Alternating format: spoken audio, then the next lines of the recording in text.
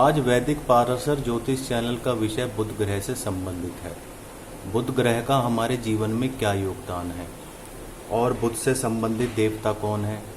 बुध से संबंधित माँ देवी शक्ति आदि दुर्गा की पूजा करी जाती है, जिससे सारे उपाय सिद्ध होते हैं। अब बुध ग्रह जीवन में क्या योगदान देता है, कैसे मनुष्य आगे जाता है, कैसे बढ़ सकता है, क्योंकि बुध का मनुष्य के मन, वचन, वाणी, दिल, दिमाग पर अधिकार है। जिसका बुध अच्छा उसका सब अच्छा। परंतु अगर बुध का थोड़ा भी नेगेटिव होना मनुष्य को जीवन के दुखों का कारण बनता है। और नेगेटिव बुध को पॉजिटिव भी बनाना है, और पॉजिटिव बुध से फायदे कैसे लिए जाएं वर्षफल के माध्यम से। और जिसकी लगन कुंडली में बुध अच्छा है उसे तो फायदे अपने आप ही मिलते रहेंगे। तो बुध ग्रह के बारे में आज मैं विस्तार से चर्चा करूंगा। बुध को ब्रह्मांड में विज्ञान के अनुसार अपनी तीव्र गति के लिए जाना जाता है। सूर्य के निकट होने के कारण केवल 88 दिन में ये सूर्य की परिक्रमा कर देता है। और ज्योतिष के अनुसार देखा जाए तो बुध के प्रभाव क्या है उसके बारे में चर्चा शुरू करते हैं। बुध कन्या राशि यानी छठे नंबर की राशि में उच्च का होता है, और इसके अलावा मित्र ग्रह की राशि में अच्छे प्रभाव देता है। बुध अगर अस्त हो, वक्री हो या शत्रु राशि में हो तो किसी अभिशाप से कम नहीं होता। सबसे पहले प्रथम भाव का बुध और उसकी दृष्टि।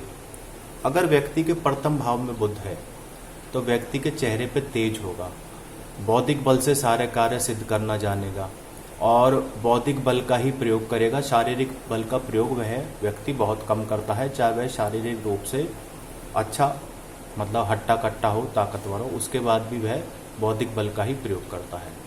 जहाँ तक दृष्टि का सवाल है, बुध की 7वीं दृष्टि 7वें भाव पर होती है, यानी दाम्पत्य जीवन पर उसका प्रभाव पड़ता है।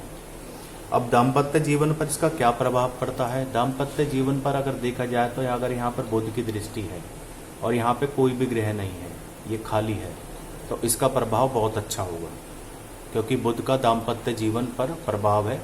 ऐसे व्यक्ति की पत्नी उसकी आज्ञा मानने वाली होगी और ऐसा व्यक्ति खुद भी सदाचारी होता है और आगे बढ़ने की कोशिश करता है। जीवन में दाम्पत्य जीवन सुखी रहता है अगर यहाँ पर कोई भी ग्रह ना हो, विशेषकर शत्रु ग्रह।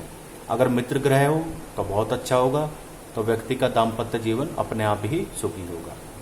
अब बात करते हैं दूसरे भाव की, यानी धन का भाव। जब भी धन के भाव पर गुरु होता है तो वह 8वें भाव को देखता है, उसकी दृष्टि 8वें भाव पर होती है। ऐसा व्यक्ति बौद्धिक बल से ही धन का अर्जन मतलब ये एक संस्कृत का शब्द है, धन को इकट्ठा अपने बौद्धिक बल से करता है। और ऐसा व्यक्ति एक जगह टिकता नहीं है, उसका दिमाग वह अपने माइंड को 360 डिग्री में धन के लिए रनिंग करने की कोशिश करता है, जो कि गलत है। इसलिए व्यक्ति को धन तो फिर यह बुध ही बीमारियों का कारण बनता है। जब भी धन भाव में बुध हो, धन इस तरह से कमाइए कि आप शारीरिक रूप से परेशान ना हो, क्योंकि धन कमाने की जो स्पीड है बुध बढ़ा देता है, जिसके कारण मनुष्य के शरीर में बीमारियां लग सकती हैं। अब बात करते हैं तीसरे भाव की, यानी पराक्रम का भाव, भाई बहन का भाव। यहाँ भी बुध पराक्रम को बढ़ा देता है। अब पराक्रम को कैसे बढ़ाता है? मनुष्य बौद्धिक बल के साथ साथ शारीरिक बल भी चाहता है। वह अपने पर्सनैलिटी के प्रति, अपने शरीर के प्रति सजग रहता है। और सबसे अच्छी बात है, पराक्रम भाव की दृष्टि 9वें भाव पर पड़ती है, जो कि भाग्य का भाव है। इसलिए मनुष्य बहुत छोटी सी उम्र में बहुत अधिक धन कमा लेता है और तरक्की करता है। अब बात करते हैं चौथे भाव की, जो कि माता का भाव है। अगर चौथे भाव में व्यक्ति के बुध हो तो वह अपने माता को ये समझ लीजिए भगवान का स्वरूप मानता है, और जो कि सच्चाई है, माता तो भगवान का स्वरूप होती ही है।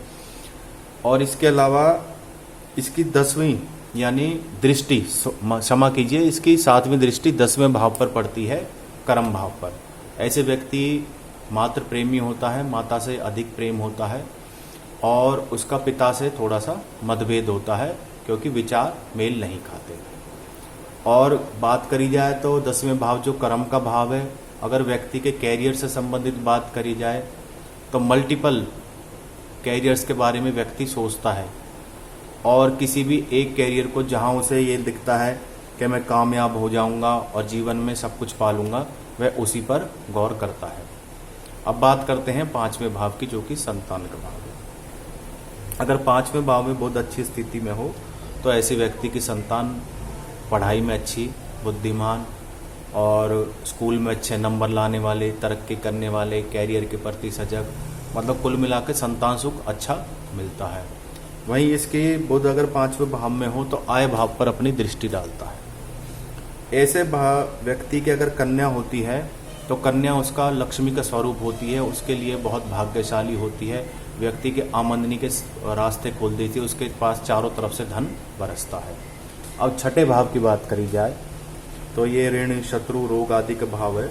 अगर यहाँ पे बुध प्रबल हो तो व्यक्ति ना तो किसी से ऋण लेने की जरूरत पड़ती, स्वास्थ्य उसका अच्छा रहता है, और व्यक्ति अगर किसी से ऋण ले भी लेता तो उसे बहुत जल्दी चुका देता। परंतु ऋण भी अपने बौद्धिक बल से लेता है। ऋण सिर्फ इतना लेता है कि जिसको वो आसानी से चुका भी सके और धन भी कमा सके। अब बात करें छठे भाव के बुध की दृष्टि कहाँ होती है, वो होती है 12वें भाव पर।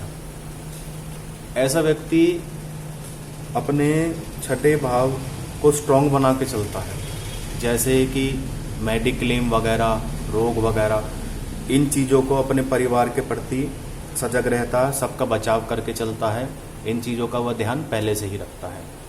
दूसरा, ये धन इकट्ठा होने का भाव है, तो व्यक्ति के दिमाग में ऐसे ऐसे तरकीबें आती हैं कि धन कैसे इकट्ठा करा जाए।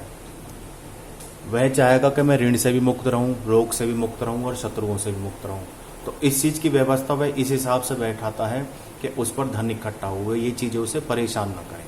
यहाँ बुद्ध इस तरह से अपने बौद्धिक बल का प्रयोग करता है, अपनी वाणी का प्रयोग करता है, किससे उसे बात करनी है, किससे बात नहीं करनी, किससे लेन देन रखना है, किससे, तो यह सब बुद्ध का प्रभाव देखने को मिलता है। अब बात करें 7वें भाव के यानी दाम्पत्य जीवन की। अगर बुद्ध यहाँ पर हो तो इसकी 7वीं दृष्टि पहले भाव पर होती है। तो ऐसा व्यक्ति की जो स्त्री होती है वह भाग्यशाली होती है, लक्ष्मी स्वरूपा होती है, और व्यक्ति के पास विवाह के बाद धन की मात्रा बढ़ जाती है, और अगर कन्या संतान हो तो मात्रा और अधिक धन की बढ़ जाती है। और इसकी दृष्टि 7वें भाव की पहले भाव पर होती है। तो व्यक्ति की उम्र जो बैचलर लाइफ होती है वह तो कमाने में लगा देता है, परंतु शादी के बाद यही व्यक्ति अपनी शारीरिक संरचना, पर्सनैलिटी, पहनना, ओढ़ना, ये सब कुछ सीख जाता है और बहुत अच्छा सीख जाता है। अब बात करें 8वें भाव की, जो कि आयु और धर्म का भाव है। यहाँ पर बुध व्यक्ति को गुप्त विद्याओं का जानकार बनाता है, और व्यक्ति अपने स्वास्थ्य के प्रति सचेत रहता है।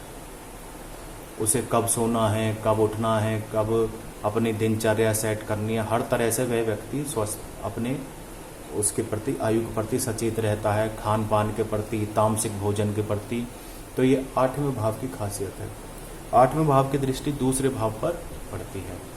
जब भी 8वें भाव की दृष्टि दूसरे भाव पर पड़ती है, यानी धन के भाव पर, तो व्यक्ति धर्म के नाम पर ही धन कमाना बहुत अच्छी तरह जानता है।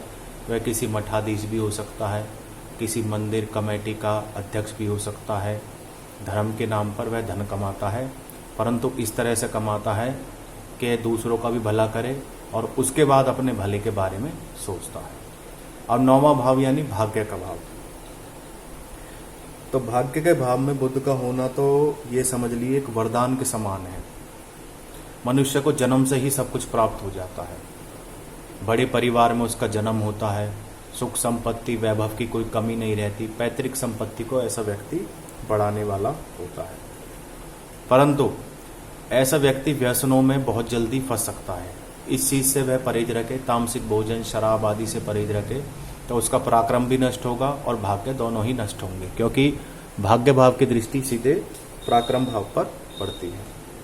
अब बात करते हैं 10वें भाव की, यानी कर्म का भाव। यहाँ पर बुध व्यक्ति को जन्म से ही और कर्म से ही बुद्धिमान इतना अधिक बना देता है, छोटी सी उम्र में ही बच्चे का दिमाग बहुत तेजी से चलता है,